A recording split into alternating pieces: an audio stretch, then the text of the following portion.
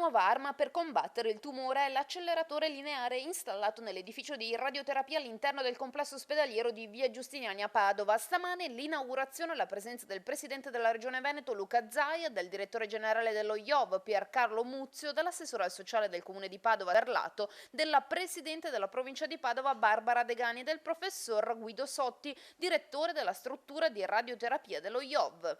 Ci permette di fare una radioterapia diciamo, con intensità modulata ad una velocità che è nettamente superiore a quella che facciamo con per esempio l'acceleratore che sta a fianco. Ecco, ci sono poi delle altre prerogative molto moderne per questa macchina, che è quella della cosiddetta IGRT, cioè della radioterapia guidata dall'immagine. Questo ci dà un vantaggio enorme, soprattutto noi trattiamo molti bambini e questi bambini quasi tutti vengono trattati in sedazione, per cui invece di essere sedati per 20 minuti possono restare sedati per 3-4 minuti, oppure per pazienti che magari un po' anziani o d'altro che possono avere difficoltà a mantenere posizionamenti talvolta aggressivi. Questa è la sanità nella quale vogliamo investire, meno traumi per i nostri pazienti, cure mirate, scientifiche, e bombardiamo il tumore ma non distruggiamo le cellule sane e tutto quello che sono i tessuti sani attorno al tumore. Si ridurranno in maniera molto significativa i tempi della cura